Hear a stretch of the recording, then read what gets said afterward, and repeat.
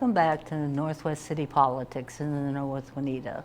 We're glad that you're joining our show again. It's been a little while, so we're glad that you're back to your interest in what's happening in the cities and CCX's viewing area. If you haven't watched our show before, each week we'll have someone on from one of the 9 cities that can tell us about what's happening with the city council and your mayors and your city staff. What are they working on, or what are they planning to work on? We're very happy to have John with us. It's been a little while since we've had you on, so I'm glad to have you back. Thank you. And then I'm going to let you introduce yourself out to our wider audience. My name is John Elder. I am a city councilman for the city of New Hope. I've been on the council since 2007. I've lived in New Hope since 1988, and a wife and 3 children, all through the 281 schools, all grown and moved out, and really enjoy serving the city of New Hope and its residents. It is. And maybe you can kind of explain how some are county roads and some are city roads. We don't have any state highways, right? We do not. Okay. We do not. The closest state highway is also Memorial Highway or Highway 55, Highway 100, of course, and those are neither are in our city. We do have some county roads. County Road 8 is West Broadway. County Road 9 is Rockford Road. County Road 10 is Bass Lake Road. Medicine Lake Road is County Road 70, and Winnetka is County Road 156. So how did things get to be a county road? Why is that part of our city, or all of our cities? You bet. They are main thoroughfares, and they are owned and operated, owned and maintained by the county. In this case, it's Hennepin County. They're in charge of plowing them, repairing them. So it's really, they have the ability to handle the larger transit roadways than the communities do. Yeah, and all of the cities need roads like that to help facilitate people getting around, right? Absolutely. Very, very important. So if people have some problems with any of those particular roads that you mentioned, they might call the city hall, but then they'll tell them to contact the county, right? Absolutely, and you hate to do the kind of the dump job where it's like, well, it's not ours, but in fact we have no say over it, and we have gone to the county for a few years now on the deplorable shape of some areas of Winnetka, and we have zero leverage to make them fix the roadway, and we don't have the ability to do that, and we don't want to incur that cost. So I thought it's important for people to understand why something doesn't get done as fast as they might want it to. So they should check on what kind of road they're looking at and what they're concerned about. And one of the biggest questions that I get, Juanita, is when is it going to be done? Right, that was my question next. They are looking to have it all done by the end of October. And then the county will come through and do a mill and overlay. And what that means is they grind up the first 2 to 3 inches of the roadway and take it off, and then they just add on a new wear course of asphalt right over the top. It's like a brand new road. And then that stretches out the length of time. You don't have to dig everything down to the base. Absolutely, absolutely. It is a far more economical way to preserve the length of the road. Now, the work that was at Winnetka and 42nd last year, was that part of the same process? Okay. It is. Because I think it's been going on for a few years now. It has been, quite some time. And then, if I remember right, there was some concern about where you go over the railroad tracks on Winnetka and what the county might do there. Did anything get facilitated in regards to, it's kind of a rough crossing? Yes, and we do get quite a few concerned people speaking up about that. What we did is we made the railroad crossings whistle-free or horn-free, and that was really, really helpful to the people that live in that area. I had no idea. I was a police officer in the town, and I didn't realize how many trains came through, especially in the overnight hours. So I'd gotten some calls from some residents who were really concerned about it and wanted to try to see about getting these no horn zones. And I spent an entire evening overnight parked down by the railroad tracks, and 2 separate nights. We had 9 trains come through one night, 11 the next night, all with their horns blaring. And that's, yes, people understand that when they move there, that they're by train tracks, but people probably don't realize how really awful that amount of noise is, and especially to try to sleep through. Right. Yeah, I know we're several blocks off of it, so it goes through and you can hear it. It doesn't interfere, but if you're much closer than we are, it's going to interfere with your talking to somebody, and especially in the summer. Yeah, so I'm very, very thankful that through the county, through our public works, working with the railroad, we were able to get those to become, the no horn zone. Now, that doesn't mean they can't blow their horns.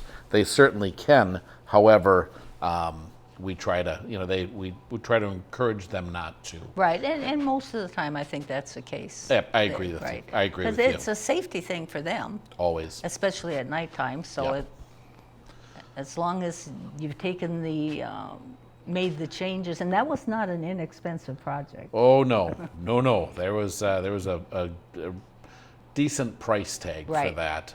But again, it boils down to meeting the safety needs and improving the livability of that area. Yeah, that's part of what city councils do, right? It is. It really is. And I'm so thankful to those individuals that came forward to us and said, you know what, this is truly an issue.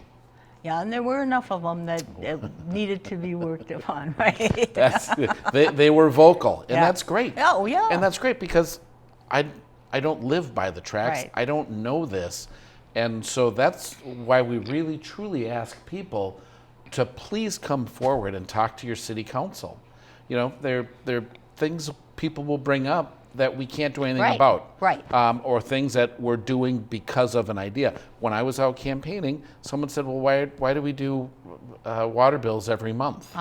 And I said, I don't know the answer to that. Why don't we do them every 3 months? And we'll save postage. And well, we found out, I went back to the city and I asked the staff. And they said, if we found out that when we did it quarterly, less people paid. And I was like, oh. So we really were actually, doing far better in income revenue when it's done monthly, even when you're paying for more stamps and billing times and supplies. This would made more sense financially. So again, we can't do everything that people ask. But we sure like, at least I sure like to hear from people as far as on their ideas. Well, and we're always encouraging those of you out there, if it's a topic that interests you, be sure to follow through with your council or your city, your mayor. Yeah, absolutely, please. I know that all the people in our area want to hear that input. Absolutely, absolutely. Now, talk a little bit about redevelopment in New Hope. Can you tell us about what are the newest businesses that have come to New Hope over this maybe January and on? Yeah. This is one of the most exciting things about being a council member is working with businesses, trying to get them to come to your community, finding things, hearing from community members, and hearing them say, it'd be nice if we had this kind of a business here. I know Andy's extremely good at that. And it's important, and for those of us that have been on the council for a little while, it really is one of the most exciting things. We have an Opus Music Academy that's opening up basically 36 and 169. It's a music school. We had the Nelmart open on 7200 block of Bass Lake Road. And that was a really interesting project because they were amongst the first to use fully captured water for their car wash system. And it was really, is a really green thing to do. And they're just really, we're so happy to have them here in New Hope. Gas station, car wash, convenience store. We have something coming in that I'm particularly excited about, which I probably shouldn't say that. But there's a Pocket Square cocktail lounge coming to town. And it's going to be a distillery that will serve rum, vodka, and gin. And they will have they will do the distilling on site. It will be smaller batches. And that's something that other communities have, these craft microbreweries. Right, lots of those around. And we didn't have that. Right. And so this is coming to town. I think this is going to be a big draw. And I know that Pub 42 is excited about it. Oh, right. I mean, it's just right down the street. They're right across the street. I believe they're going to be where Mountain Mud used to be. Okay. And so it's something new to this community. Right. And I've had people tell us, we would like to have something like this in town. Now, it's not a craft brewery, Right. but it's a distillery, and I'm hoping they do it right. Yeah. Again, this is a real feather in the cap for the city, definitely. and it's something that will bring people to town. And that's important for the other businesses that people get brought to your city, right? Absolutely, absolutely. And as I said, this council works so hard to try to bring people in. You look at the things that have come in with the Hy-Vee, the first Metro Hy-Vee, right. And they said they came to New Hope because they were familiar with the council and they were easy to work with. Our inspectors, those folks from city staff, they were as hard on them as they were on anybody else, but we got things done. The expansion of the deck at Pub 42, the Dunkin' Donuts. I mean, there's a whole myriad of things that are happening in this town, and it's exciting, and it brings people in, it helps our businesses, and people want to live in places like that. And so it's big all the way around. We have a Superior Performance Center, Sports Medicine, Pain and Wellness Center. We have a Fiat Chrysler Automotive going in where it used to be Simon Delivers, and then it was Coburn Delivers is going in there. So that's a very exciting addition. Arizona Taco has gone in at the Strip Mall at 36th and 169. I have not been there yet, but I've heard great things about it. I get my hair cut there. Heard great things about it. And the Los Sanchez Mexican restaurant is going in on the 7100 block of Bass Lake Road. And again, very excited to have all these businesses coming, choosing New Hope to be their home. And that says a lot for the community and the city.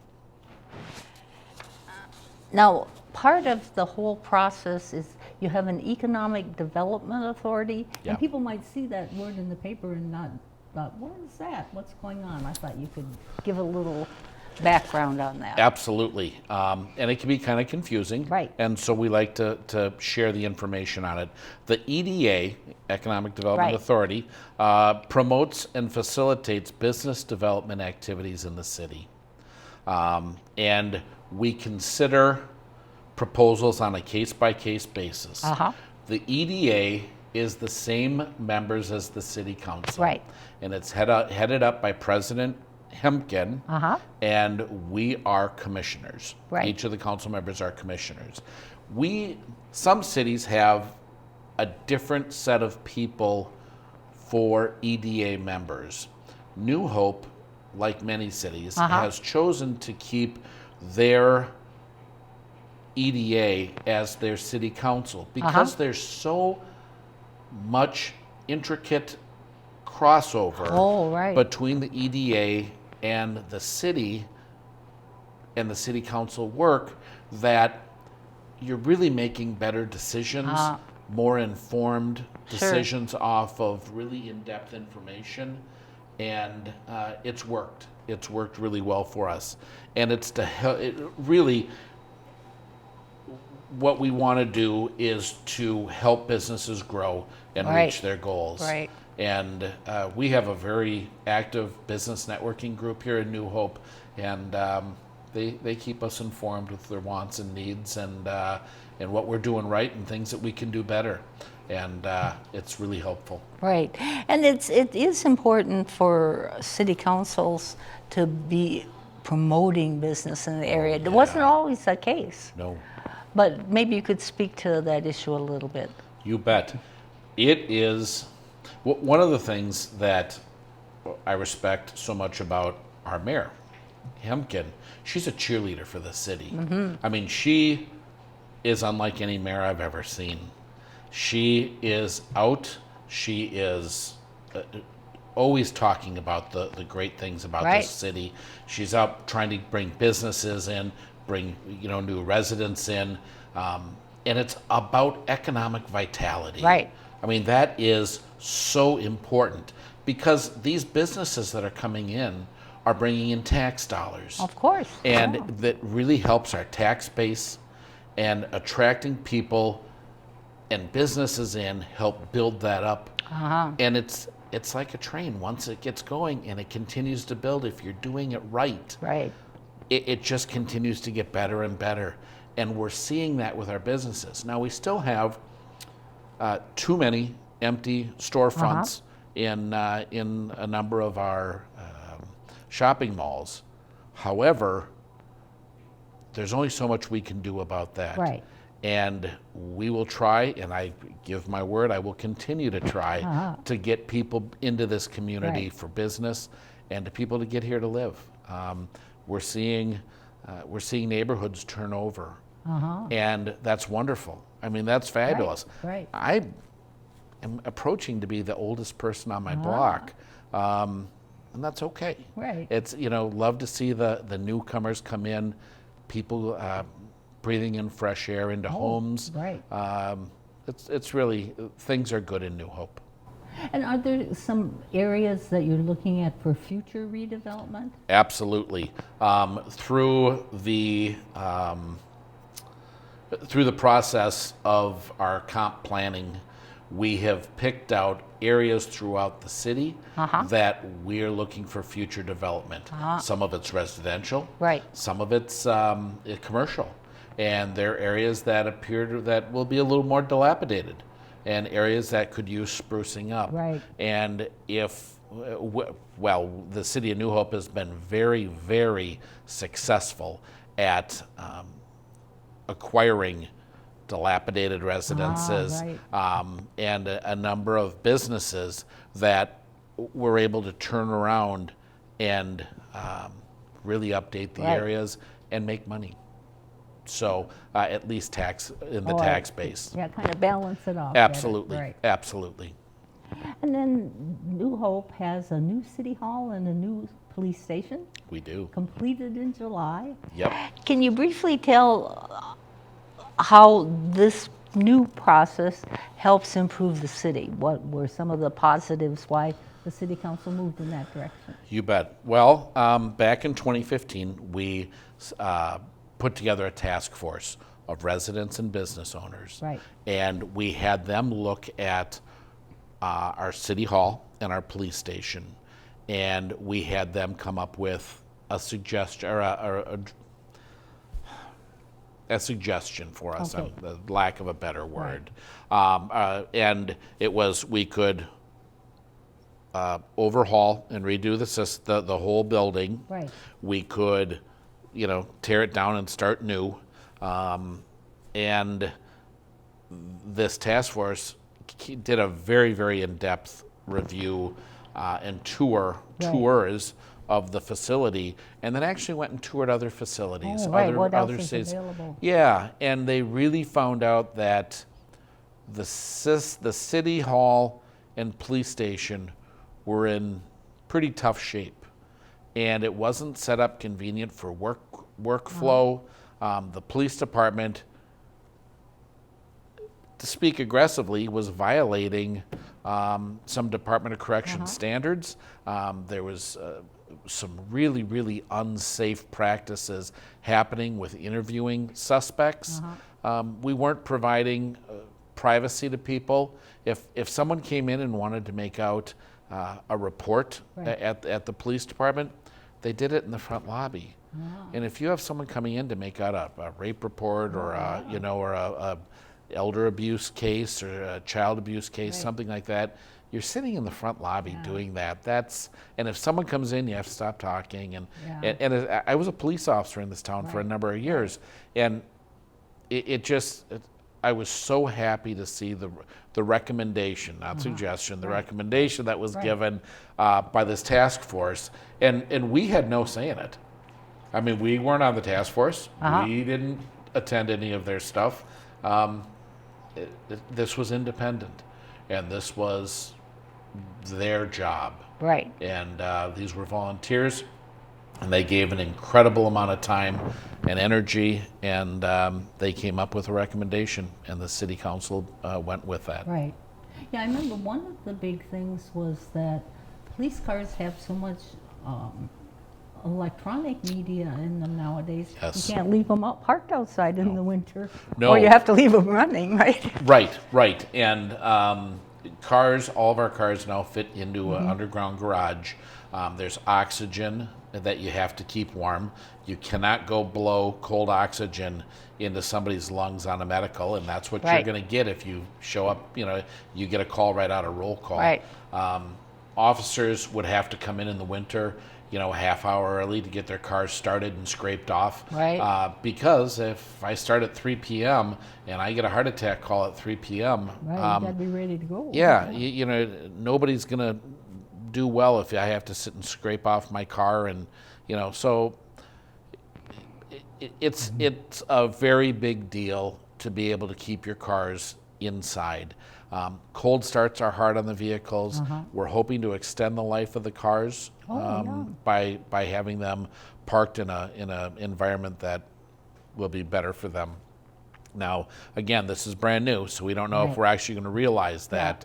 But we're also not. We don't have our squad cars sitting outside running. Your entire 12 hours of your shift. If you go to the station, you're going to go into the garage and you're going to turn it off. Yeah. So. And then you had quite a bit of opportunities for public input into that process along the way, is what I remember. Yep. One of the things that New Hope does well is get public input. Almost to the point where I've had people go, enough already, let's go. But it's important to hear from people. Oh, right. It's important to have people have a say. This is their money. Right. I mean, this is my money. I reside here. Right. But this is their money. And people need to know why we're making the decisions we're making. I want input. I want feedback. Right. Because people elect me to be their voice. Yep. Right. Very true. And it's my job to listen to them. And I've always said there have been times where I have voted against what I personally wanted because there's been such overwhelming support for another direction. Oh, right. And right. I am not elected to run my own agenda. I'm elected to be a voice of the residents. Right. And so, and I will say, and I have said very openly at votes at council meetings, I don't personally agree with this. However, I have received such overwhelming information on this or feedback from the community that this is the way I'm voting. And that's important. Again, this isn't about any individual council member or mayor. This is about the community. Yeah. And what kind of feedback have you gotten on your new buildings from people? Very positive. And when we held open houses, the mayor said something that caught my attention. And I wouldn't have done it because I wouldn't have thought of it. But when she welcomed people in, she said, "Welcome to your city hall." Ah, true. And it is their city hall. It's the community city hall. Right. I probably would have said, "Welcome to City Hall." But it drove home a point to me. Sure. And it was very poignant that, in fact, this is their city hall. Right. It's as much their city hall as it is mine. Right. So anyway, we've gotten great feedback on it. Really, some of the great things about it is it's set up for workflow. And it's set up for ease for community use. All of the help desks, all of the service desks are lined up, all on the same level. So people can come in, they can use a handicapped accessible door to come in, and they can get whatever services they need without having to wander around a large building. Yeah, that's the police department's on one end. Yeah. Again, one level, with the exception of a basement where they do some work. but really, it is set up for workflow and true service to the community. And then there's a new tobacco ordinance that you've talked about a bit. Maybe you can explain where it's at. A whole lot. And what instigated it. Yeah. In 2019, before any of the stuff started happening with the laws, Right. We were seeing a real health initiative come into play. And we decided it was time for us to get involved in this. And our number one concern was to try to keep tobacco out of the hands of children. Right. And we re-examined our ordinances and our rules, and we decided to move to the forefront and address this. We raised the tobacco age to be in line up to 21 to purchase. Right. People that are going to be selling tobacco have to be 18. It was really difficult. We were finding and we were seeing, and I found this when I was doing compliance checks for the Right. police department, that a 16-year-old would go in to a gas station where a 16-year-old was working and buy cigarettes because the person who is selling may be friends with that person, or may really have not be comfortable telling their peers no. Right. So that was one of the really important things. We voted to remove the fruity and candy flavoring of tobaccos to businesses that were not 21 and over. So you're able to get more flavors if you're in a tobacco shop, because no one is allowed to enter a tobacco shop under the age of 21. And the pushback we got on that, my response to that is that we give them more compliance checks. Right. We do send in more underage people. We send in a 17-year-old to purchase or even to go into the store. Right. And we need to make sure that these businesses are really sticking to their rules about not allowing anyone under 21 even in their business, and certainly not to sell to them. Yeah, so that was kind of an accommodation that over a period of time the council made, right? Yes. Yep. And it wasn't done without thought. No, you had a lot of input. And again, a lot of input. And so it was very, very interesting. I got a lot of phone calls, a lot of emails on it, and I appreciated people that took the time to get to me on this. Well, I want to thank you so much. I can't shake hands, so I'll just wave my thank you. No, a hug is out then, I guess. And then we'll ask those of you out there to watch next week for part 2 on New Hope issues. We're glad that you've been with us, and we'll look forward to you being with us next week. Bye.